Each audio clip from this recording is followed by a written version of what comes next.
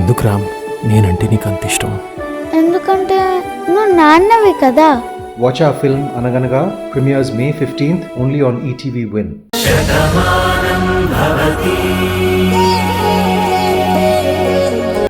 మిమ్మల్ని చూస్తే నేను కనబడతాను, నన్ను చూస్తే మీరు కనిపిస్తారు. మనిద్దరి మధ్య అంత బంధం ఉంది కాబట్టి ఎలాంటి అపోహలు ఉండవని నాకు తెలుసు. కానీ ఎందుకో నాకు నీలిమని చూస్తే నాకు కోపం పెరిగిపోతోంది. కానీ తను చేసినవన్నీ తలుచుకుంటూ ఉంటే తనని మాటలు అనకుండా ఉండలేకపోతున్నాను. కానీ నేను అలా నీలిమతో మాట్లాడుతున్నప్పుడు మీకే తెలియకుండా మీకు కోపం వస్తుంది. అది ఎందుకన్నది ఎంత ఆలోచించినా నాకు అర్థం కావడం లేదు. భాను, జీవితంలో అన్నీ అనుకున్నట్టే జరగవు. కొన్ని అనుకోకుండా జరుగుతూ ఉంటాయి. అవి జరిగిపోయిన తర్వాత ఎంత పొరపాటు జరిగిందో అని అప్పుడు తెలుసుకుంటాం. కానీ సరిదిద్దుకోలేని పరిస్థితుల్లో తప్పు జరిగిపోయిందని వెనక్కి తీసుకోలేం. కాబట్టి ఎందుకు జరిగిందన్న దాన్ని ఎలా సర్దుకుపోవాలన్నది ఆలోచించాలి. నీలిమ విషయంలో కూడా అదే జరిగింది. అందుకే నువ్వు నీలిమతో అంత కోపంగా మాట్లాడితే నేను సర్ది చెప్పే ప్రయత్నం చేస్తాను, కానీ ఇంకొకటి కాదు. నిజమేనండి, తను మీ స్నేహితురాలు కాబట్టి తన గురించి మీరు ఇలా మాట్లాడతారు. దాన్ని నేను తప్ప అనుకోను. కానీ నీలిమ మన ఇంట్లో మనిషిలా ప్రవర్తిస్తోంది. తనకి ఇంట్లో హక్కున్నట్టుగా మాట్లాడుతుంది. అదే నాకు చాలా కష్టంగా ఉంది. నీలిమ ఎప్పటికైనా పరాయి మనిషే, ఈ ఇంటి మనిషి కాదు కదా. మీరు, అత్తయ్య, మావయ్య, బామ్మ ఇలా మనందరం మన ఇంటి వాళ్ళం అవుతాం. నీలిమ బయటిది.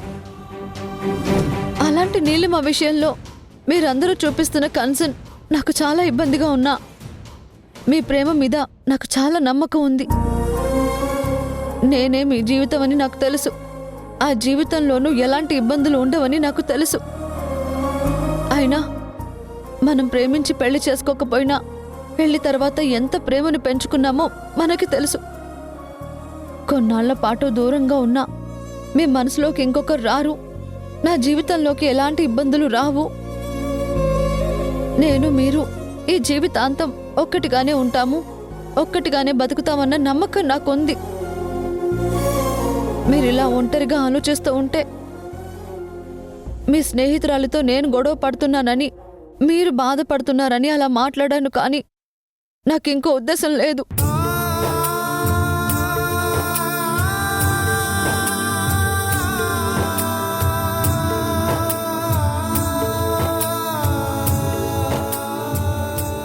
నా మనసంతా నువ్వే ఉన్నావు భాను. కానీ నువ్వు మాతో లేవు అన్న భావనతో అమ్మ నా జీవితం గురించి ఆలోచించి నీలిమ మెడలో తాళి కట్టించింది. నేను కట్టిన తాళి నీలిమ దగ్గరున్నా నేనెప్పుడూ నీలిమకు దగ్గర అవ్వలేదు. నీకు దూరం అయ్యే ఊహ కూడా నాకు లేదు. కానీ జరిగిన పెళ్లి గురించి నీకు తెలిస్తే నువ్వు ఎలా రియాక్ట్ అవుతావన్న భయం మాత్రం ఉంది.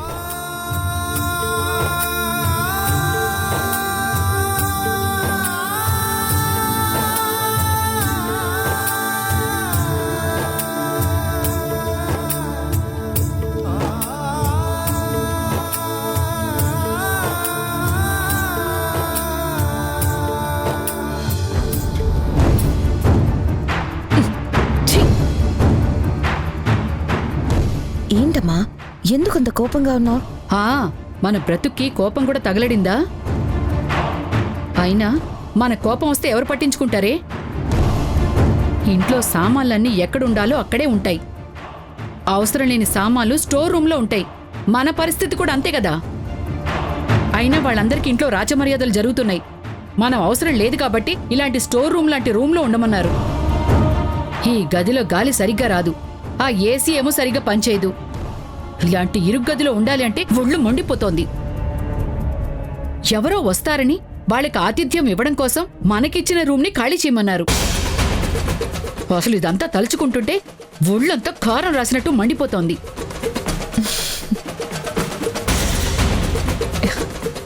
ఇప్పుడు నేనేం జోక్ చేశానే నీకంత నవ్వొస్తోంది? ఏంటమ్మా ఇది? మనం ఇంటికి రాకముందు ఎలాంటి ఇంట్లో బ్రతికామో మర్చిపోతే ఎలా? నీలిమ వల్ల మనం ఇంత పెద్ద ఇంటికొచ్చాం. ఇన్ని రోజులు అన్ని సౌకర్యాలు అనుభవించాం.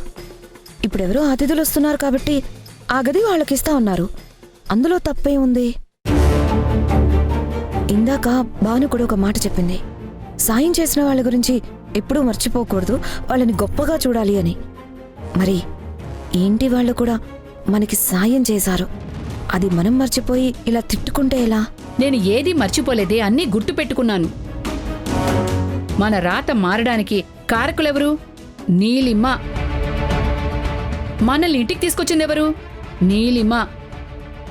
మనకింత గొప్ప బతికిచ్చిందెవరు? నీలిమ. తనని నేను నీలాగే చూసుకుంటున్నానే, నా కూతురి అనుకుంటున్నాను. తనకి కష్టం వచ్చిందంటే నేను బాధపడుతున్నానే. ఇప్పుడు నీలిమ పరిస్థితి కూడా ఈ ఇంట్లో ఎలా ఉందో తెలుసు కదా. ఆ పరిస్థితి మారాలని, భానులాగే నీలిమ కూడా ఈ ఇంటి కోడలని అందరూ గుర్తించాలని, మరీ ముఖ్యంగా ఆ మహాతల్లి భానుకి తెలియాలని నేను ప్రయత్నం చేస్తున్నాను. కానీ అందరూ నా నోరు నొక్కేస్తున్నారు. చివరికి నేను ఎంతగానో అభిమానించే నీలిమ కూడా నన్ను బయటికి చెప్పనివ్వకుండా ఆపుతోందే. నేను ఏదీ మర్చిపోలేదు. కానీ మనకిలాంటి పరిస్థితి రావడానికి కారణమైన భానుని మాత్రం వదిలే ప్రసక్తే లేదు. ఇది నీకు అర్థం కాకపోయినా నేనెప్పుడు గుర్తుంచుకునే ఉంటాను. నాకు నా కూతురు నీలిమ సంతోషమే ముఖ్యం.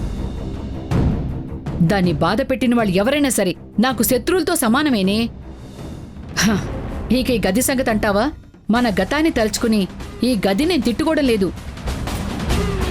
అరే, మనం కూడా ఇంటి మనుషులమే కదా. అలాంటిది ఎవరో భానుని చేరదీశారని వాళ్ళకి మనం ఉండే గది ఇచ్చి మనకి ఇలాంటి గది ఇచ్చారంటే కోపం రాదా? అమ్మా, నీలిమ వల్లే మనం ఇక్కడ ఉంటున్నాం. నీలిమ గురించి నువ్వు ఆలోచిస్తున్నావు, నేను కాదన్ను. కానీ నీలిమ చెప్పింది కదా తన గదిలోనే మనం ముగ్గురం ఉందామని. కానీ నువ్వేమో ఒప్పుకోవట్లేదు. ఇప్పుడు ఈ గదిలో ఉండడానికొచ్చి ఇలా తిట్టుకోవడంలో అర్థం లేదమ్మా. నీలిమ గదిలో మనం ఉన్నంత వరకు తన్ని చూసినప్పుడల్లా నాకు చాలా బాధనిపిస్తోంది. భర్త దగ్గర ఉండవలసిన మనిషి ఇలా ఒంటరిగా ఉంది అని నాకు మరింత కోపం పెరిగిపోతోందే. అందుకే నేను తన గదిలో ఉండలేను అని చెప్పాను. కానీ మరీ స్టోర్ రూమ్కి ఎక్కువగా ఉన్న ఇలాంటి గదిలో ఉండమంటే నాకు ఖచ్చితంగా ఒళ్ళు మండిపోతుంది. నాకింత చేసిన వాళ్ళకి పరాభవం ఎలా ఉంటుందో నువ్వే చూస్తావు. మన ఇంట్లో ఉన్నప్పుడు ఆ గదిలో ఉన్నప్పుడు బావుండేది కదే. చూడెలా ఉందా ఈ గది? ఏంటమ్మా ఇది? రేపు బారసాల జరగబోతుంది. ఆ కార్యక్రమం బాగా జరగాలని అందరూ కోరుకుంటున్నారు. ఈ సమయంలో నువ్వేంటమ్మా ఇలా మాట్లాడుతున్నావు? అవునే, బారసాల ఘనంగా జరగాలి. అది ఆ భాను కూతురు కదా. ఈ ఇంట్లో అందరికీ ఆవిడగారు దేవత, ఆవిడగారి కూతురు కూడా దేవతే. అందుకని ఈ ఫంక్షన్ బాగా చెయ్యాలని అందరూ అనుకుంటున్నారు. కాని నా కూతురు కంట కన్నీళ్లు పెట్టించిన వాళ్ళు ఇలా నవ్వుతూ ఉంటే నేనెందుకు ఊరుకుంటానే? వాళ్ళందరికీ మనశ్శాంతి పోగొట్టేలా చెయ్యకపోతే నా పేరు శారదాదేవే కాదు. బారసాలలో ఏం జరుగుతుందో నువ్వే చూడు. నాకు నీలిమని బాధ పెట్టడం కష్టంగానే ఉందమ్మా. నీలిమ ఇలా ఒంటరిగా కుమిలిపోతుంటే నాకు కోపంగానే ఉంది. కానీ మనమేం చేయలేము కదా. ఏమీ చెయ్యలేమంటే కనీసం తలుపు పక్కనున్న చీపురు కట్టను కూడా బయటకు వేయలేమే. ఏదైనా చేయగలం అనుకుంటే ఖచ్చితంగా ఉపాయం అదే దొరుకుతుంది. తప్పకుండా ఏదో ఒకటి చేసి తీరుతాను. దానికి ఏం దారి దొరుకుతుందో అదే వెతుకుదాం.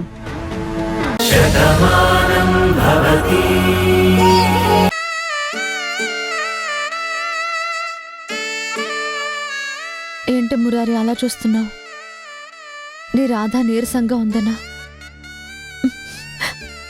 నా మనసు ఎప్పుడు నీ గురించి ఆలోచిస్తుంది. నీకు దూరంగా ఉన్నానని బాధలోనే ఉంటుంది. అందుకే ఇలా నీరసంగా ఉంది. ఇంత బాధలో కూడా నిన్ను చూస్తున్నానన్న ఆనందం నాకుంది. రాధా, ఏంటమ్మా నువ్వు ఆఫీస్లో పడిపోయావని చెప్పారు. అప్పటి నుంచి నేను ఎంత కంగారు పడ్డానో తెలుసా? చూడు, ఎంత నీరసంగా ఉన్నావో. పర్వాలేదు వదినా. ఏదో కళ్ళు తిరిగి పడిపోయినంత మాత్రాన ఏదో జరిగిపోయిందని కాదు కదా. కాస్త మగతగా ఉందంతే. కాసేపు రెస్ట్ తీసుకుంటే తగ్గిపోతుంది. అలాగే రెస్ట్ తీసుకోమా, మేము కాదనడం లేదు. కానీ ఇదిగో ఇతను బ్లడ్ శాంపిల్ తీసుకుంటాడు. ముందు బ్లడ్ శాంపిల్ ఇచ్చాక నువ్వు రెస్ట్ తీసుకుందువు. ఎందుకు ఇదంతా? నువ్వు మా మనిషివమ్మా. నీకు ఒంట్లో బాలేదు అంటే మేం చూస్తూ ఎలా ఊరుకుంటాం? అందుకే అతన్ని పిలిపించాం. అన్ని టెస్టులు చేస్తే ప్రాబ్లం ఏంటో తెలుస్తుంది. దానికి ట్రీట్మెంట్ తీసుకోవచ్చు. చెప్పాను కదా నాకు ఎలాంటి సమస్య లేదు అని. కొంచెం నీరసంగా ఉండి అలా జరిగిందంతే. దాని గురించి మీరందరూ ఎందుకు భయపడుతున్నారు? ఒంటరిగా బతుకుతున్నాను కదా, ఏవో ఆలోచనలతోనే మనసులో బాధ ఉంటుంది. ఆ బాధ బెంగగా మారే ఇదిగో అప్పుడప్పుడు ఆరోగ్యం మీద చూపిస్తూ ఉంటుంది. చూడమ్మా, నువ్వు ఒంటరి అని నువ్వు అనుకున్నా నిన్ను ఒంటరిగా వదిలేయాలని మేము అనుకోలేదు. నువ్వు నా రక్తం పంచుకు పుట్టకపోయినా నా చెల్లి అనుకుంటున్నాను. అందుకే అన్నయ్యగా బాధ్యత తీసుకున్నాను. నీ వల్ల ఈరోజు నా ఇల్లు ఆనందంగా ఉంది. అలాంటి నువ్వు మా ఇంట్లో ఉండగా నువ్విలా బాధగా ఉంటే మేం చూస్తూ ఎలా ఊరుకుంటాం? నిజంగా మేం నీ మనుషులమని నువ్వు భావిస్తే నా మాట కాదనుకు.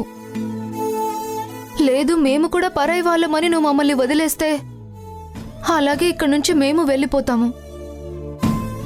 చెప్పమ్మా, నిన్ను మా మనిషి అనుకోమంటావా? నువ్వు మమ్మల్ని పరాయి మనుషులు అనుకుంటావా? ఇంత ప్రేమ చూపిస్తున్నారు వదిన. అందరికీ దూరంగా ఇక్కడ ఒంటరిగా బతుకుదామని వచ్చాను. అప్పటి జ్ఞాపకాలను తలుచుకుంటూ బతుకు భారంగా ఎలా గడుస్తుందా అని భయపడ్డాను. కానీ నా వాళ్ళంటూ మీరున్నారు. ఇంత అభిమానం చూపిస్తున్న మిమ్మల్ని పరాయిగా అలా ఎలా వదిలేస్తాను? నాకిష్టం లేకపోయినా మీకోసం నేను టెస్ట్ చేయించుకుంటాను. సరేనమ్మా.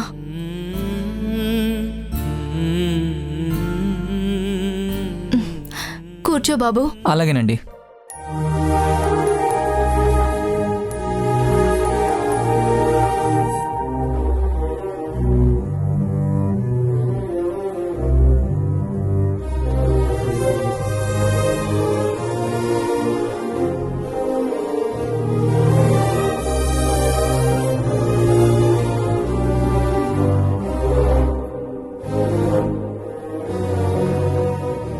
రిపోర్ట్స్ సాయంత్రానికి వస్తాయండి. ఆ తర్వాత డాక్టర్ దగ్గరికి తీసుకెళ్ళండి. అలాగే బాబు.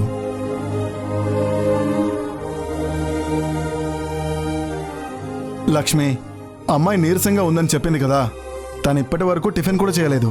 ఏదైనా జ్యూస్ తీసుకొచ్చివ్వు, అది తాగి రెస్ట్ తీసుకుంటుంది. అలాగే అండి, 10 నిమిషాల్లో జ్యూస్ తీసుకొస్తాను. అమ్మా, జ్యూస్ తాగేసి రెస్ట్ తీసుకోమ్మా.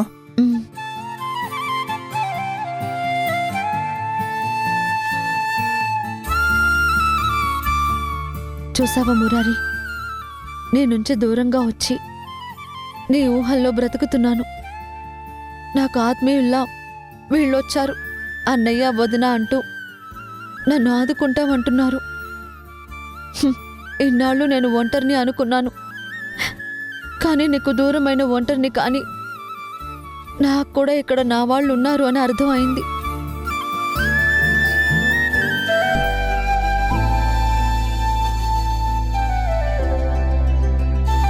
తీసుకో. ఏంటత్తయ్యా ఇప్పుడెందుకు ఇస్తున్నారు? ఫంక్షన్ స్టార్ట్ అవుతుంది కదా, ఈ ఫంక్షన్లో నువ్వు ఈ చీర కట్టుకోవాలి. నీకోసం ప్రత్యేకించి తెప్పించాను. తప్పకుండా అత్తయ్య, మీరిచ్చాక కట్టుకోకుండా ఎలా ఉంటాను? ఇంతకీ నీకు ఈ చీర నచ్చిందా? మీరు తీసుకొచ్చాక నచ్చకుండా ఎలా ఉంటుంది? చాలా బాగా నచ్చింది. వాళ్ళందరూ వచ్చారు కదా, వాళ్ళకి ఏం కావాలో చూసి తర్వాత కట్టుకుంటాను. వస్తానత్తయ్య. సరే.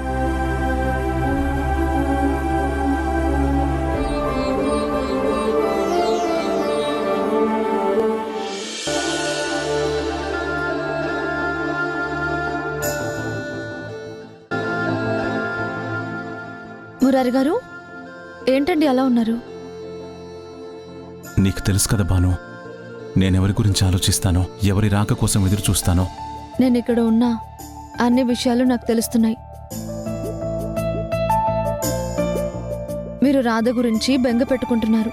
రాధ ఎక్కడుందా అని తననే తలుచుకుంటున్నారు.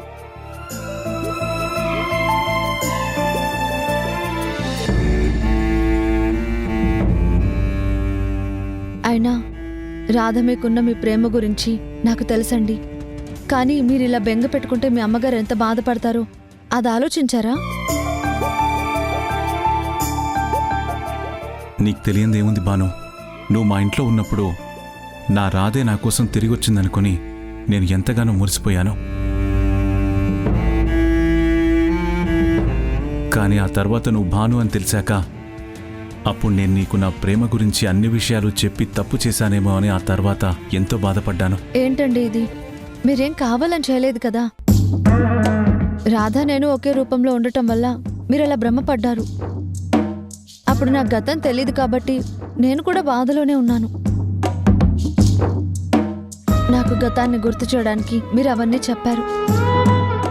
కానీ ఇప్పుడు నేను కాదు అని తెలిసాక మీరు నాకు ఎంత విలువిస్తున్నారు. అలాగే రాధ గురించి మీరు ఎంతగా ఆలోచిస్తున్నారో నాకు తెలుసు.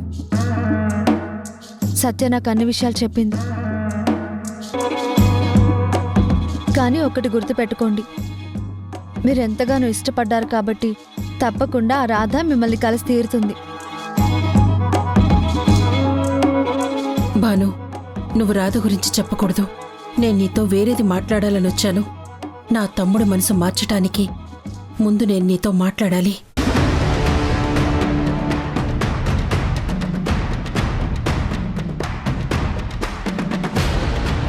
నమస్కారం అండి. నమస్తే. నమస్తే. మీరు? నా పేరు జయప్రద, మురారి వాళ్ళ అక్కని. అవునా, నేను నీలిమ వాళ్ళమ్మని. అవును, వాళ్ళిద్దరూ ఏం మాట్లాడుకుంటున్నారు?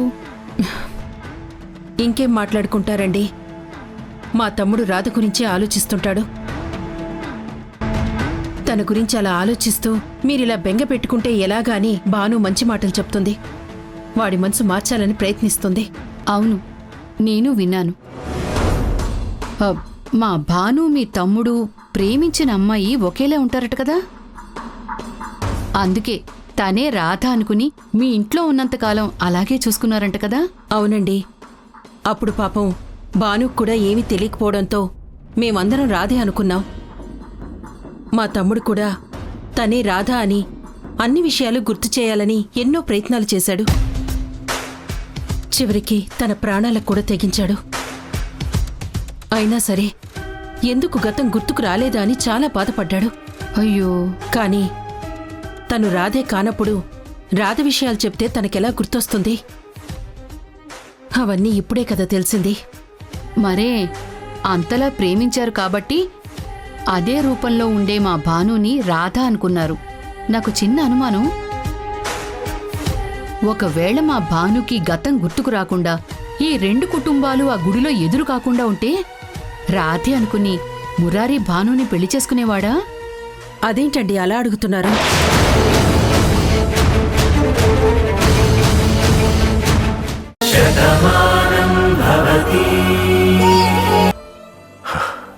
తను తప్పకుండా మీకు కనిపిస్తుంది. నా మాట నమ్మండి. చాలా థ్యాంక్స్ అంకుల్. మా మావయ్య జీవితంలో రాధ అనే మనిషికి ఎంత ఇంపార్టెన్స్ ఉందో మీ అందరికీ ఈ పాటికి అర్థమయ్యే ఉంటుంది. తను మావయ్య దగ్గరకు వచ్చింది అంటే ఈ ప్రపంచంలో అంతకన్నా గొప్ప గిఫ్ట్ని మా మావయ్యకి ఎవరూ ఇవ్వలేరు. అది మీరు చేస్తాను అన్నారు. చాలా థ్యాంక్స్ అండి. అయ్యో, మనలో మనకు థ్యాంక్స్ ఎందుకమ్మా? ఆ అమ్మాయి తను ఎవరో తనకు తెలియని పరిస్థితుల్లో ఉన్నా సరే తను ఒకరి కోసం చేసే పనిలో కానీ చెప్పే మాటల్లో కానీ ఎక్కడా ఎలాంటి మార్పు రాలేదు. నిజంగా అందరి గురించి ఇంత గొప్పగా ఆలోచిస్తుందని నేనెంతగానో మురిసిపోయాను. మా భాను మంచితనం అదేనండి. ఎలాంటి సమస్యలు ఎదురైనా ఆ సమస్యని పరిష్కరించి అందరూ కలిసి ఉండాలనే కోరుకుంటుంది. ఎప్పుడూ కుటుంబాలు కలపాలని తను ఆలోచిస్తుంది. ఈ ఇంట్లో ఎన్నో సమస్యలొచ్చాయి. భానుని ఇంటి నుంచి పంపించడానికి ఒకప్పుడు మేమెన్నో రకాలుగా ప్రయత్నించాం. కానీ వాటన్నిటినీ అధిగమించి మేమందరం భాను గురించి ఎదురుచూసేలా, తను లేకపోతే ఎలా అనే పరిస్థితి వచ్చేలా తను అభిమానంతో మా అందర్నీ మార్చుకుంది. అందుకే భాను అంటే మా అందరికీ అంత ఇష్టం. అవునండి, ఈ విషయాలన్నీ నేను తెలుసుకున్నాను. ఇలాంటి అమ్మాయి 100కో 1,00,00,000కో ఒక్కరుంటారు. మీ అదృష్టం తను మీ ఇంట్లో ఉంది. అవును, ఇంతకీ తన ఆరోగ్య పరిస్థితి ఎలా ఉంది? డాక్టర్ ఏం చెప్పారు? బయటికి తను బాగానే కనిపిస్తుంది. ఆరోగ్య సమస్యలు కూడా ఏవీ లేవు. కానీ మానసిక ఆందోళన అంటూ ఒకటుంటుంది కదా. ఏ భార్య ఎప్పుడూ వినకూడనటువంటి మాట ఏంటంటే తన భర్త జీవితంలో తను తప్ప మరొకరు ఉన్నారు అనేటువంటి మాట. ఆ మాట వింటే ఎవరు మాత్రం తట్టుకోగలరు? భాను లాంటి అమ్మాయి అస్సలు తట్టుకోలేదు. ఇప్పుడు తన పరిస్థితి అదే. భాను లేదు, ఇకెప్పటికీ తను రాదు అని తననే తలుచుకుంటున్నటువంటి నా కొడుకు ఏమైపోతాడోనని భయపడి నేను నీలిమతో పెళ్లి చేశానండి. ఇప్పుడు తను తిరిగొచ్చిందన్న ఆనందం మా అందరికీ ఎంతుందో, ఆ నీలిమ విషయం తెలిస్తే భాను ప్రాణానికి ఎలాంటి ప్రమాదం వస్తుందోనని మాకు అంతే భయం కూడా ఉంది. అందుకే నిప్పులాంటి నిజాన్ని అందరం దాచి భాను దగ్గర నటిస్తున్నామే కాని ఈ అగ్నిపర్వతం ఎప్పుడు బయటపడుతుందా, ఎలాంటి మంటలు రేగుతాయా అని అందరిలోనూ ఒకే రకమైనటువంటి భయం. ఈ విషయాన్ని బయటికి చెప్పుకోలేక, భానుతో ప్రశాంతంగా ఉండలేక నా కొడుకు కూడా ఎంతలా నలిగిపోతున్నాడో నాకు తెలుసు. కానీ ఏం చేయగలం చెప్పండి? జరిగిన దాన్ని వెనక్కి తీసుకురాలేము. అలా అని భానుకి నిజమో చెప్పలేము. కనీసం ఈ 6 నెలలైనా తను ప్రశాంతంగా ఉండాలి. అప్పుడు తను మానసికంగా కొంత కోలుకుంటుంది. ఆ తర్వాతే తనకి ఇలాంటి నిజాలు చెప్పాలి అని డాక్టర్ చెప్పారు. అందుకే ఇప్పుడు ప్రతిరోజు మాకొక కత్తి మీద సాములాగే జరుగుతుంది. చూశారా, ఆనందంలో కూడా బాధ ఉండడం అంటే ఇదేనేమో. లేదు అనుకున్న అమ్మాయి తిరిగొచ్చిందన్న సంతోషం మీ అందరిలోనూ ఎంత కనిపిస్తుందో, ఇప్పుడు ఒక నిజాన్ని దాచడానికి మీరు పడుతున్న భయం కూడా అంతలాగే కనిపిస్తుంది. దేవుడు ఎందుకు ఇలాంటి పరీక్షలు పెడుతూ ఉంటాడో. ఎంతగానో ప్రేమించిన రాధని నా కొడుక్కి దూరం చేసి అక్కడ పరీక్ష పెడుతున్నాడు. ఇక్కడ మీ మనిషిని దగ్గర చేసి ఒక నిజాన్ని దాచేలా చేసి మీకు పరీక్ష పెడుతున్నాడు. కుటుంబాలు వేరైనా మన ఇంట్లో పరిస్థితులు మాత్రం ఒక్కలాగే ఉన్నాయి. అవునండి, అందుకే మన మధ్య ఈ స్నేహం కూడా ఇలా చిగురించిందేమో. అవును, నేనొచ్చిన దగ్గర నుంచి గమనిస్తున్నాను, నీలిమ కనిపించలేదు. ఒకసారి ఆ అమ్మాయిని చూడాలనుంది. తప్పకుండానండి, మీరిక్కడే ఉండండి, నేను వెళ్ళి నీలిమని తీసుకొస్తాను.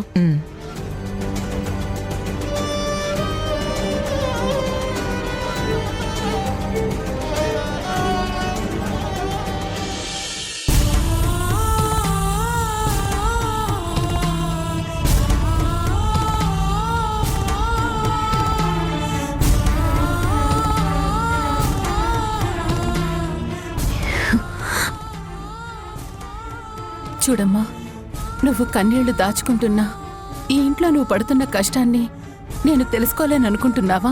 పర్వాలేదాంటీ, ఇదంతా మనం ఎవరి కోసం చేస్తున్నాం? భాను కోసమే కదా. తను బాధపడకుండా ఉండటం కోసం నేను ఎంత బాధనైనా భరిస్తాను. నీ తప్పు లేకుండా భానుని నన్నేసి మాటలు అంటుంటే మాకు బాధగానే ఉంది ఇలిమా. కానీ ఏం చేస్తాం? నేను పొరపాటున ఏదైనా అంటే తను ఇంకెలా అర్థం చేసుకుంటుందో అని నాకు కూడా భయంగానే ఉంది. నీ పరిస్థితిని అర్థం చేసుకున్నాను కార్తీక్. నువ్వేం మాట్లాడినా అది ఖచ్చితంగా తప్పే అవుతుంది. నువ్వు నా వైపు ఉన్నావన్న అనుమానం కూడా భానుకొస్తుంది. అలా రాకూడదు. అందుకే భాను నన్ను ఏమన్నా సరే నువ్వెలా మౌనంగా ఉంటేనే మంచిది. నీలిమా, నువ్వు సహనంలో భూదేవిని మించిపోయావని నాకు అర్థమైంది. కాని కింద ఫంక్షన్ జరుగుతూ ఉంటే అందరూ అక్కడుంటే నువ్వు ఒంటరిగా ఈ గదిలో ఎందుకమ్మా? కిందికి రా, అందరితో కలిసుండు. అవును నీలిమా, మేమందరం అక్కడ హ్యాపీగా ఉన్నాం. నువ్వు మాత్రం ఇలా ఒంటరిగా ఇక్కడ బాధపడుతూ ఉంటే మాకు బాధ అనిపిస్తుంది కదా, అందుకే నేను తీసుకెళ్దామని వచ్చాను. పద. వద్దు కార్తీక్, నేనెక్కడికి రాను, ఇక్కడే ఉంటాను. నేను రాను, మీరు వెళ్ళండి. నువ్వు కూడా ఈ ఇంటి కోడలువేనమ్మా. ఇంట్లో జరుగుతున్నటువంటి ఫంక్షన్లో నువ్వు లేకపోతే ఎలా చెప్పు? నా మాట విని రా.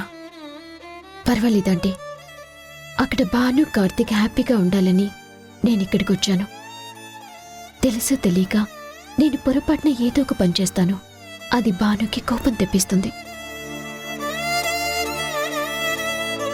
అందరి ముందు నన్ను తిడుతుంటే భానుకి చెప్పలేక మీరందరూ ఇబ్బంది పడతారు. కార్తీక్ కూడా ఫీల్ అవుతూ భానుని కంట్రోల్ చేయడానికి ఒక్క మాట అంటే తనకి లేనిపోని డౌట్ వస్తుంది. ఇలా పదే పదే కార్తీక్ ప్రేమ మీద భాను అనుమానపడితే నాకు బాధగా ఉంటుంది. అందుకే నేను ఇక్కడే ఉంటాను. అక్కడ మీరందరూ హ్యాపీగా ఉండండి. వెళ్ళండి ప్లీజ్.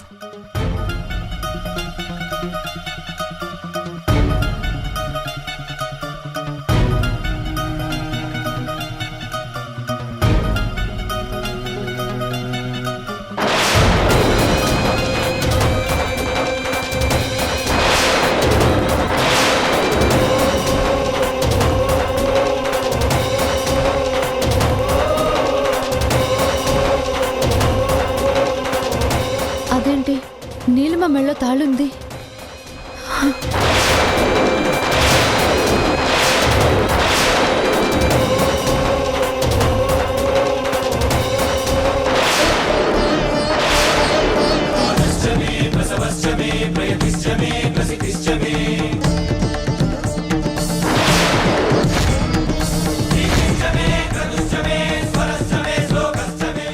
నీలిమ, భాను వస్తుంది.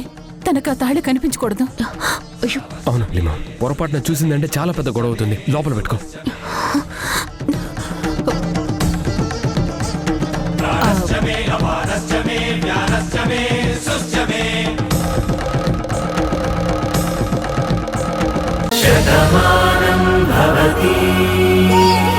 అంటే అమ్మ కన్నా ముందు అత్త అని పిలుస్తారు. మా బంగారు తల్లి నన్ను అత్త అని ఎప్పుడు పిలుస్తుంది? చెప్పు అత్త. చెప్పు చెప్పు చెప్పు, అత్త అని పిలు. ఎంత బాగుంది కదా, ఎంత ముద్దుగా ఉంది అసలు.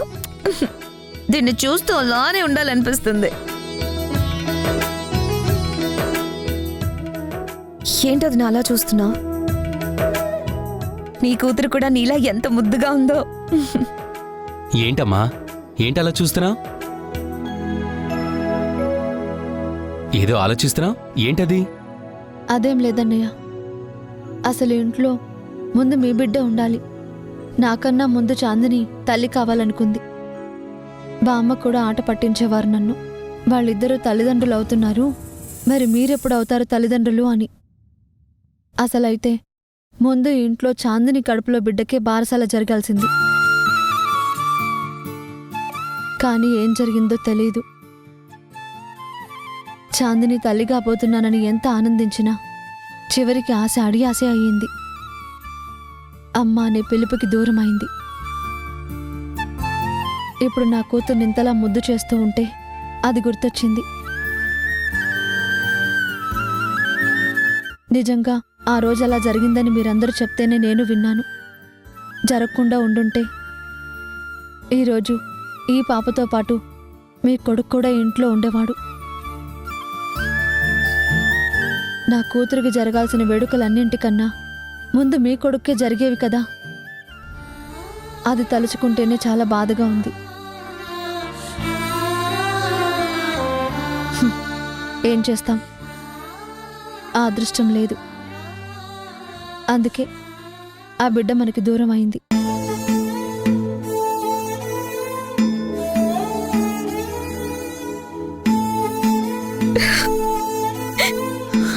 చాందిని, చాందిని, నువ్వు బాధపడకో. చాందిని, చాందిని, చాందిని, ప్లీజ్ బాధపడకో. తను ఏదో మాటలో అలా అనేసిందంతే.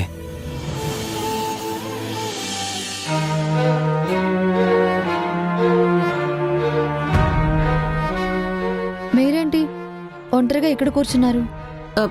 నీతో మాట్లాడాలి బాను, కానీ ఎప్పుడు మాట్లాడదామన్నా నీ పక్కన ఎవరో ఒకరు ఉంటున్నారు. అందుకే ఇక్కడ ఎదురు చూస్తున్నాను. ఏంటండి, నాతో మాట్లాడేదేముంటుంది? నేనిక్కడికొచ్చానంటే నీ కూతురు బారసాలకేమోనని అందరూ అనుకుంటున్నారు. కానీ నా ఉద్దేశం వేరే ఉంది. నాకు తెలుసండి. మీరు ఇంట్లో అడుగు పెట్టినప్పుడే మీరు వచ్చింది బారసాల కోసం కాదు, మీ మనసులో వేరే ఉద్దేశం ఉందని నేను అప్పుడే అనుకున్నాను. ఏంటి భాను, నేను వేరే ఆలోచనలతో వచ్చానని నువ్వెలా అనుకున్నావు?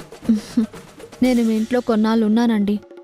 అప్పుడు నాకు గతం తెలియకపోయినా తర్వాత జరిగింది మొత్తం నాకు గుర్తుంది. మీ మాట తీరు ప్రతిదీ సత్య గురించే ఉంటుంది. సత్య భవిష్యత్తు గురించి ఆలోచిస్తారు. మీకు మీ కూతురంటే అంత ఇష్టం.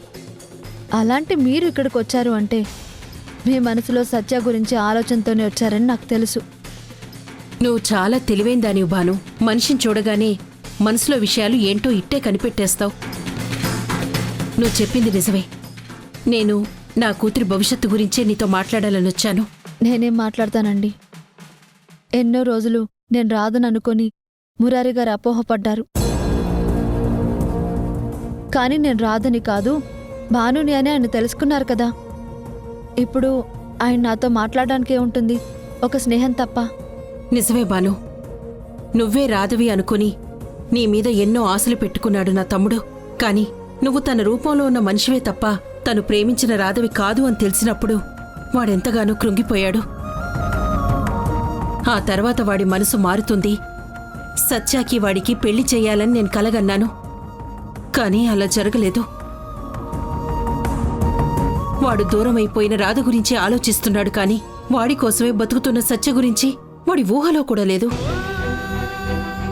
అలాంటి వాడితో ఎలా మాట్లాడాలో ఎలా ఒప్పించాలో కూడా నాకు అర్థం కావడం లేదు. కనీసం మా అమ్మైనా ఈ విషయంలో సపోర్ట్ చేస్తుంది అనుకుంటే తను కూడా మా తమ్ముడికే సపోర్ట్ చేస్తుంది తప్ప నా మాట వినిపించుకోవడం లేదు. అంతవరకు ఎందుకు? నేనిలా మాట్లాడతాను అంటే నా కూతురు సత్య కూడా ఒప్పుకోదు. అందుకే నేను నీ సహాయం కోరుతున్నాను. మీ ఉద్దేశం నాకు అర్థమైందండి. నేను చెప్తే మురారి గారు ఒప్పుకుంటారని మీరు అనుకుంటున్నారంతే కదా? అవును భాను, నువ్వన్నా నీ మాటన్నా మా తమ్ముడికి ఎంతో గౌరవం ఉంది. అందుకే నీ మాటగా నువ్వు చెప్పు. దూరం అయిపోయిన రాధ గురించి ఎంతకాలం ఆలోచిస్తారు? వదిలి వెళ్లిపోయిన ప్రేమని ఎక్కడైనా వెతుక్కోవాలి అని చెప్పు. అందుకే మిమ్మల్ని ఆరాధిస్తున్న సత్యని మీరు పెళ్లి చేసుకోండి, మీ జీవితం బావుంటుంది అని నువ్వు మా తమ్ముడికి చెప్తే వాడు తప్పకుండా నీ మాట వింటాడు. మా ఎవ్వరి మాట పట్టించుకోని నా తమ్ముడు నీ మాటని మాత్రం కాదనడు అన్న నమ్మకం నాకుంది. ప్లీజ్ రాధా, నువ్వు మాట్లాడి నా కూతురు నెత్తిమీద అక్షింతలు పడేలా చేయవా? చూసారా, నేను భానునని తెలిసి కూడా మీరు రాధ అని పొరపాటునన్నారు. తన మీద కోపం ఉన్న మీరే రాధని మర్చిపోలేకపోయినప్పుడు రాధని అంతలా ప్రేమిస్తున్న మురారి గారు తనని ఎలా మర్చిపోతారు? అసలెలా మర్చిపోగలరు? ప్రేమకి పుట్టుకే తప్ప మరణం ఉండదని నాకు తెలిసి కూడా అలాంటి మనిషితో నేనేం మాట్లాడగలను? ఏం చెప్పి ఒప్పించగలను? నిజమే బాను, రాధ మీద నాకెందుకు కోపం ఉంటుంది? నా కూతురి రాతను మార్చడానికి వచ్చిందన్న కోపమే కదా. అందుకే ఆ రాధ నా తమ్ముడి ప్రేమను మర్చిపోయి వాడి ఊహలకి కూడా అందనంత దూరం వెళ్ళిపోయింది. ఎక్కడుందో ఎలా ఉందో తెలియకుండా బతుకుతుంది. రాదు అనుకున్న మనిషి గురించి నా తమ్ముడు ఎదురు చూస్తున్నాడు.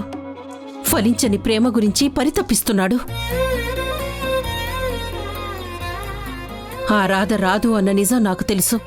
కాని ఆ మాట నేను చెప్పలేను. వెళ్ళిపోయిన మనిషి తిరిగి రాదు. అందుకే మీరు ప్రేమించిన మనిషి మీ జీవితంలో లేకపోయినా మిమ్మల్ని ప్రేమిస్తున్న సత్యని జీవితంలో ఉంటే మీ భవిష్యత్తు బావుంటుందని నువ్వు చెప్తే నా తమ్ముడు వింటాడన్న నమ్మకం నాకుంది. అందుకే మాట్లాడమన్నాను. వెళ్ళిపోయిన వారు రాధ అని మనం ఎలా చెప్తామండి? నా పరిస్థితి చూడండి. ఈ ఇంట్లో నేను చనిపోయాను అనుకున్నారు, ఎప్పటికీ తిరిగి రాను అనుకున్నారు. కానీ నేను మట్టిలో కలిసిపోలేదు కదా, మమకారాన్ని మర్చిపోలేదు కదా. గతాన్ని మర్చిపోయినా అమ్మవారి సమక్షంలో గుర్తొచ్చింది. నా కుటుంబంలోకి నేను చేరుకున్నాను. అదే బంధానికి ఉన్న బలం. అంతే బలం ప్రేమకు కూడా ఉంటుంది. గతాన్ని మర్చిపోయినా అమ్మవారి సమక్షంలో గుర్తొచ్చింది. నా కుటుంబంలోకి నేను చేరుకున్నాను. అదే బంధానికి ఉన్న బలం. అంతే బలం ప్రేమకు కూడా ఉంటుంది. రాధ ఇప్పుడు దూరంగా ఉన్నా ఏ రోజుకైనా తన దగ్గరకు వస్తుందని ఆయన నమ్ముతున్నారు. ఇప్పుడు ఆయన దగ్గరికి వెళ్ళి మీరు ప్రేమిస్తున్న రాధ మీ దగ్గరికి ఎప్పటికీ రాదు అని ఎలా చెప్తారు? అలా చెప్తే ఆయన మీకెలా తెలుసు తను రాకుండా చేయడానికి ఎవరు కారణమని అడుగుతారు.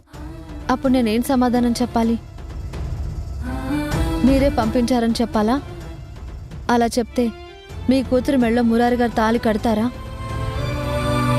చూడండి, రాధ ఎప్పటికీ రాదు అని మీరు అనుకుంటున్నారు. తన ప్రేమను వెతుక్కుంటూ తన రాధ ఎప్పటికైనా వస్తుందని మురారి గారు ఎదురు చూస్తున్నారు. మీది ఆశ అయితే ఆయనది నమ్మకం. నిజంగా రాధ రాకపోతే తనింక రాదు అని తెలిస్తే అప్పుడు ఆలోచిస్తాను తప్ప ఇప్పుడు మాత్రం ఈ విషయాన్ని మురారి గారితో నేను మాట్లాడను. దయచేసి అర్థం చేసుకోండి. నువ్వు చెప్పింది నిజమే. ఇప్పుడు నా తమ్ముడితో ఎవరు మాట్లాడినా ఇదే ప్రశ్న వస్తుంది. ఆ రాధ గురించి తను ఇంకా ఆలోచిస్తూనే ఉన్నాడు. అయినా అమ్మని కదా, నా కూతురి భవిష్యత్తు గురించి ఆశపడ్డాను. ఎప్పుడేది ఎలా జరగాలో అప్పుడే అలాగే జరుగుతుంది. మంచి చెయ్యాలని కోరుకుంటుంది. అలాంటి బాను జీవితం బావుండాలని నువ్వు కోరుకుంటున్నావు. దేవుడు ఎన్ని పరీక్షలు పెట్టినా మంచి వాళ్ళకి చివరికి మంచే చేస్తాడు.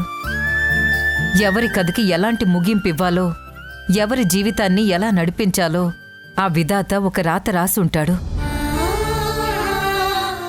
అది మనకి తెలియదు కాబట్టే ఏం జరుగుతుందో అని భయపడతాము, ఇలా ఎందుకు జరిగిందా అని బాధపడతాము.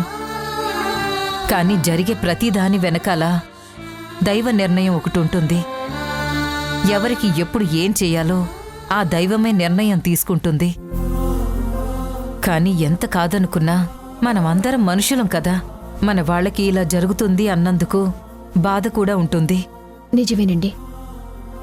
కొన్ని కర్మలు అనుభవించక తప్పదు అని బామ్మ చెప్తూ ఉంటారు కదా. ఇప్పుడు అదే పరిస్థితి వచ్చిందని నాకు అనిపిస్తోంది. నీలిమా, అసలు నీకు బుద్ధుందా?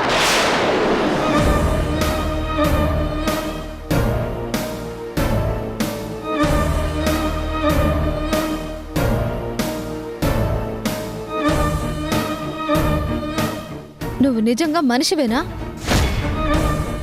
ఎన్నిసార్లు ఎన్ని మాటలు అంటున్నా నీ బుద్ధి మారదా? పైకి ఏమీ తెలియని అమాయకురాలాగా నటిస్తావు, కానీ లోపల మాత్రం నువ్వు చేయాలనుకున్నదే చేస్తావు. భాను, ఏం జరిగిందమ్మా? అవునమ్మా, ఈరోజు ఫంక్షన్ కదా, నువ్విలా ఎందుకు ఆవేశపడుతున్నావు? మీకు ఈ నీలిమ బుద్ధి ఏంటో తెలీదండి. ఈ ఇంట్లో వాళ్ళందరూ మంచివాళ్లే అనుకుంటున్నారు. నిజంగా ఇక్కడ అందరూ గొప్పవాళ్లే ఉన్నారు. కానీ పాలకుండ లాంటి ఈ ఇంట్లో ఆ పాలు విరిచేయాలని ఈ నీలిమ ఎప్పుడూ ప్రయత్నిస్తూనే ఉంటుంది. బాను, నువ్వు అనవసరంగా ఇప్పుడు గొడవ పడకు. ఇక్కడేం జరగలేదు. అది అనుకోకుండా జరిగింది తప్ప ఎవరు కావాలని చేయలేదు. మీరేం మాట్లాడకండి. మీ స్నేహితురాలు ఏమనంటే మీ కోపం వచ్చేస్తుంది. కానీ ఇది చేసిన పనికి ఇప్పుడు నాకు ఒళ్ళు మండిపోతుంది. అసలేం జరిగిందో చెప్పు భాను. నేను నీకు కోపం వచ్చే పని ఎందుకు చేస్తాను? నీకు ఎదురుపడ్డానికే భయపడుతున్నాను.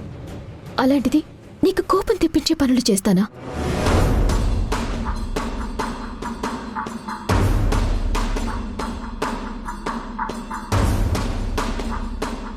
అవును భాను, నీలిమ ఎటువంటి పరిస్థితుల్లోనూ నీ విషయంలో తప్పు చేయదు.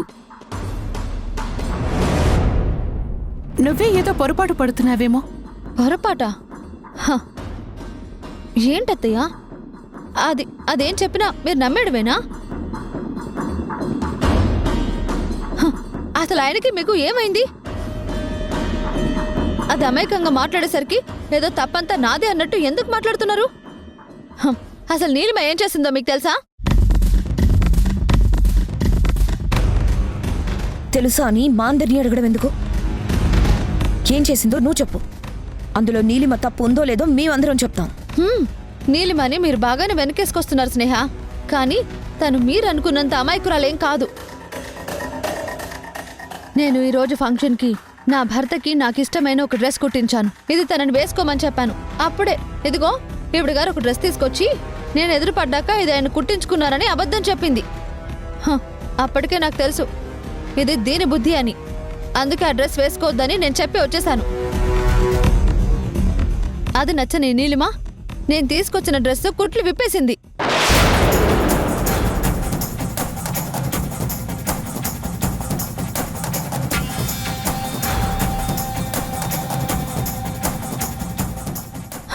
ఇంకో ఆప్షన్ లేకుండా అది తీసుకొచ్చిన డ్రెస్ ఆయన వేసుకునేలా చేసింది.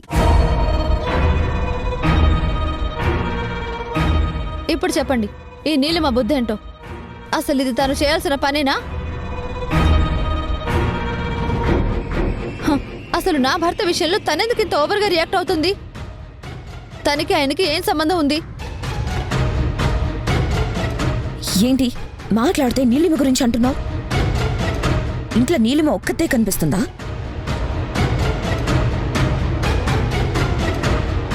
కుట్లు విడిపోయాయని నువ్వే చెప్తున్నావు కదా, మళ్ళీ అది నీలిమ చేసిందని అనడానికి ప్రూఫ్స్ ఏమైనా ఉన్నాయా? ప్రూఫ్లు చూపించడానికి ఇదేం కోర్టు కాదు. ఈ ఇంట్లో ఇలాంటి పనులు చేసేది ఈ నీలిమ అన్న విషయం అందరికీ బాగా తెలుసు.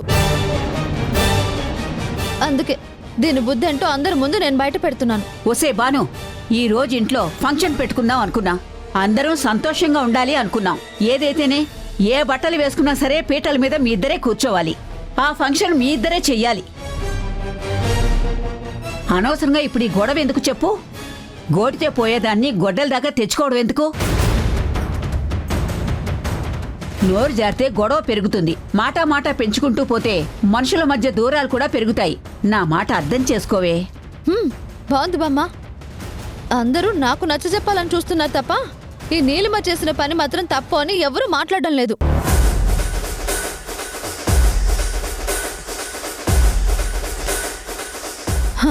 ఇది మీ కంటికి అంతలా దేవత అయిపోయింది కదా. ఈ ఇంట్లో నీలిమకి ఏమైనా ప్రత్యేకమైన స్థానం ఉందా? అందుకే ఎవరు ఏం మాట్లాడలేకపోతున్నారా? అదేంటో నాకు చెప్పండి. అప్పుడు నాదే తప్పని నేను కూడా ఒప్పుకుంటాను.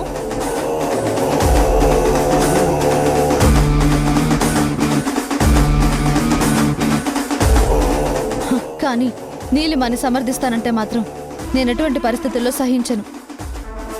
చెప్పు నీలిమ, ఇదంతా ఎందుకు చేశావు? మర్యాదగా ఇప్పుడు చెప్పలేదనుకో నీ పళ్ళు రాలగొడతాను. అసలు నేను ఇప్పుడు ఏం చేస్తానో కూడా నాకు తెలీదు. ఇంకా చాలా అబ్బా, చాలా అబ్బా.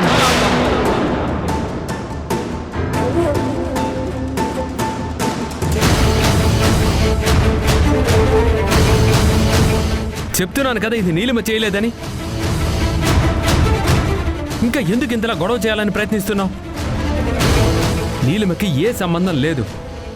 అక్కడ ఇంకో డ్రెస్ లేదు కాబట్టి నేను ఇది వేసుకున్నాను. వద్దు అంటే ఈ డ్రెస్ కూడా మార్చుకొని ఏదో పాత డ్రెస్ వేసుకుంటాను. అంతేకాని ఇలా అనవసరంగా నువ్వు గొడవ చేయొద్దు. బాగుందండి, చాలా బాగుంది. ఫంక్షన్ గురించి నేను ఎంతో ఇష్టపడి కొన్న డ్రెస్ని ఇది పాడైపోయేలా చేసి ఈ డ్రెస్ మీరు వేసుకోకుండా చేసింది. తను తెచ్చిన డ్రెస్ వేసుకునేలా చేసింది. ఇన్ని కుతంత్రాలు నీలిమ పన్నుతుంటే దాన్ని ఒక్క మాట కూడా అనకుండా నన్ను అంటున్నారు కదా, దాన్ని సమర్థిస్తున్నారు కదా. అదే నాకు చాలా ఆశ్చర్యంగా ఉంది. బాను ప్లీజ్, జరుగుతున్న పరిస్థితిని అర్థం చేసుకో. నీకు బాధ అనిపించింది, ఎవరిక్కడ కాదనడం లేదు. కానీ ఇంట్లో ఫంక్షన్ తలపెట్టినప్పుడు ఇలా గొడవ పడుతూ ఉంటే అందరూ ఎంత బాధపడుతున్నారో చూడు. ఒక పక్క మీ అత్తయ్య, మీ బామ్మ ఇలా అందరూ నీ గురించే కదా ఆలోచిస్తున్నారు. అది కాదండి, అసలేం జరిగిందంటే నువ్వేంటో పూర్తిగా తెలిసిన మనిషిని నేను. నీ మనసు ఎప్పుడు ఎలా ఉంటుందో నేను అర్థం చేసుకోగలను. ఇప్పుడు నువ్వు బాధపడుతున్నావు, ఇందులో ఎలాంటి తప్పు లేదు. కానీ ఇప్పుడు ఇది అసందర్భం. ఇక్కడ జరగవలసిన కార్యక్రమం జరగాలి. నీ కూతురు బారసాల జరుగుతోంది. నువ్వు నీ భర్త సంతోషంగా ఆ పని చేయాలి. ఇప్పుడు నువ్వు బాధపడుతూ ఉంటే అక్కడ కార్తీక్ కూడా బాధపడతారు. మరీ ముఖ్యంగా నువ్వు మనసులో బాధను పెట్టుకుని ఆ కార్యక్రమాన్ని ఎలా జరిపిస్తావు? నువ్వు హ్యాపీగా ఉంటేనే కదా అందరూ సంతోషంగా ఉంటారు. మీ ఆనందాన్ని చూడాలని మేమందరం కోరుకుంటున్నాం. నువ్వు బాధపడితే నేను భరించలేను.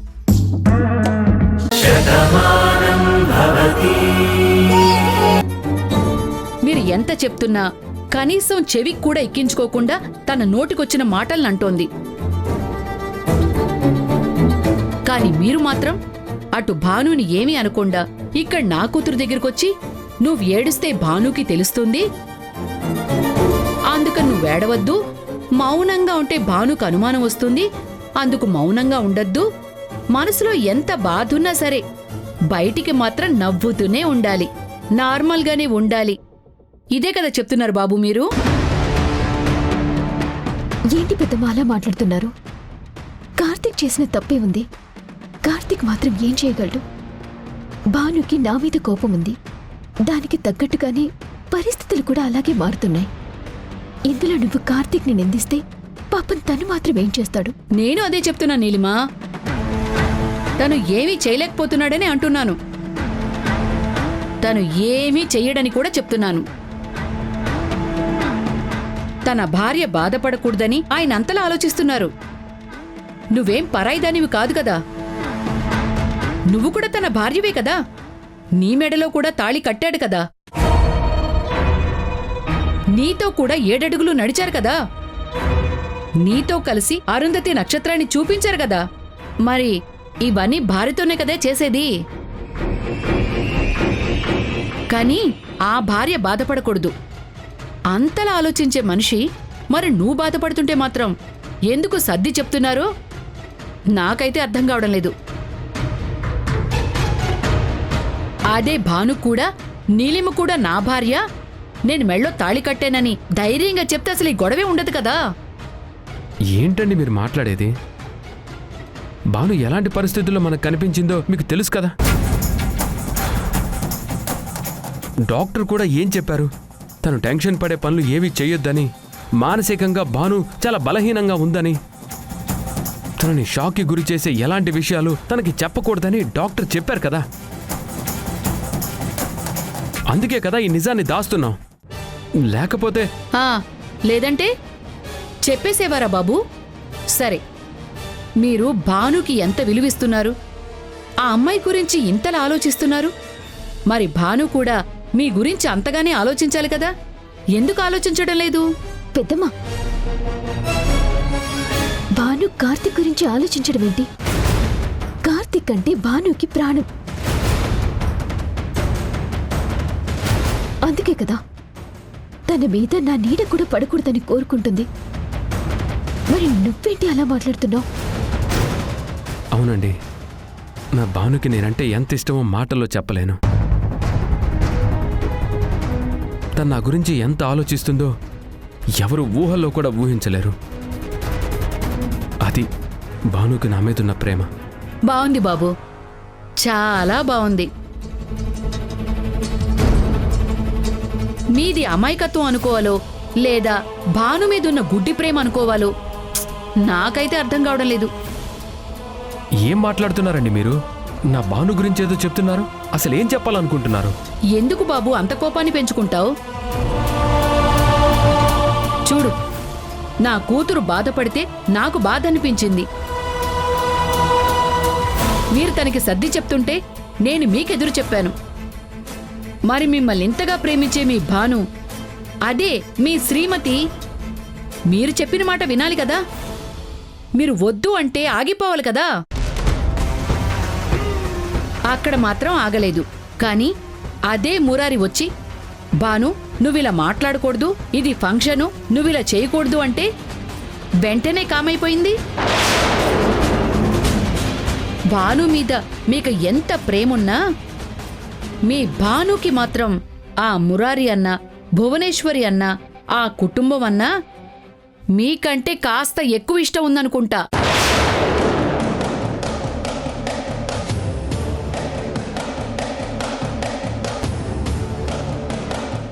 అందుకే వాళ్ల మాటే వింటుంది, వాళ్ళు తెచ్చిన చీరే కట్టుకుంటుంది, వాళ్లకే విలువిస్తుంది,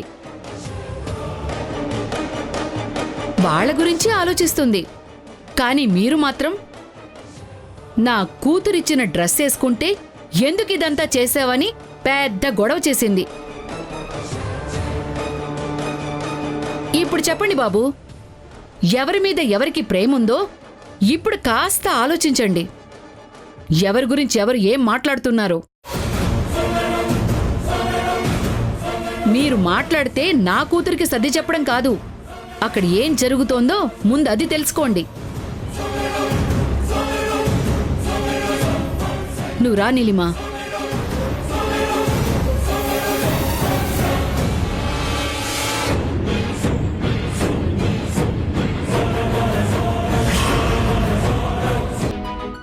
అమ్మా నమస్కారం. నమస్కారం. కూర్చోండి. కూర్చోండి. ఏంటి పంతులు గారు, పెళ్లికి పిలిస్తే బారసాలకు వచ్చినట్టు మిమ్మల్ని పొద్దున్నే రమ్మని చెప్పాను కదా, మీరేంటి ఇప్పుడొచ్చారు? అమ్మా నేను ఉదయాన్నే రావడం కావాలా, ముహూర్తానికి రావడం కావాలా? నీ తెలివితేటలు బాగానే చూపిస్తున్నావు.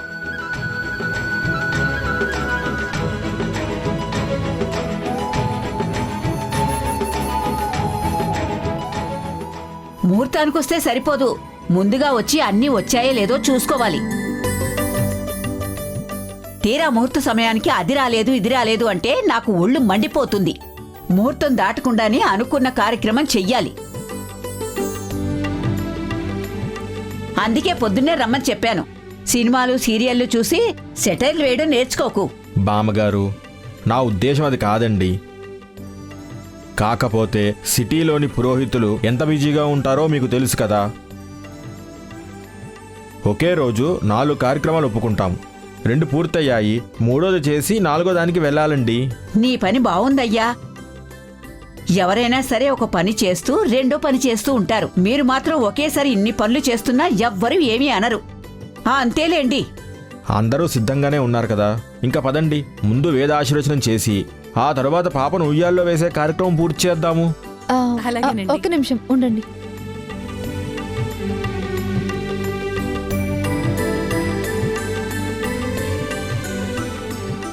మురారి గారు రోజు ఈ సమయానికి కాఫీ తాగుతారు. ముందైన కాఫీ ఇచ్చేసాక మనం మొదలు పెడదాం.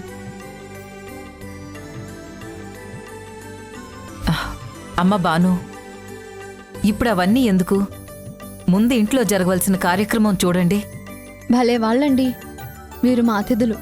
ముఖ్యంగా మురారి గారి విషయంలో నాకన్నీ తెలుసు కదా.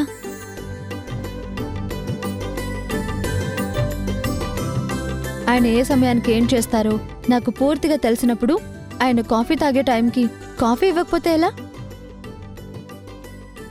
నేను కాఫీ ఇచ్చేస్తాను, ఇక కార్యక్రమాలన్నీ బాగా జరుగుతాయి. ఇలాంటి మాటలే నాకు కావాలమ్మా. నువ్విలా మాట్లాడుతూనే ఉండాలి. అవునమ్మా భాను, అన్ని పనులు నువ్వే చేయాలా చెప్పు, మేం చూసుకుంటాం కదా. మురారికి ఏం కావాలో చెప్పు, ఆ సమయానికి ఏర్పాట్లన్నీ కూడా మేం చేస్తాం.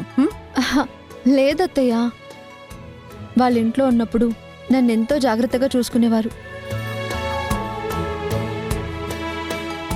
తన కంటికి రెప్ప కన్నా ఎక్కువగా నన్ను చూసుకునేవారు. మరి అలాంటి వ్యక్తి మన ఇంటికి వచ్చినప్పుడు మనం కూడా అలాగే చూసుకోవాలి కదా.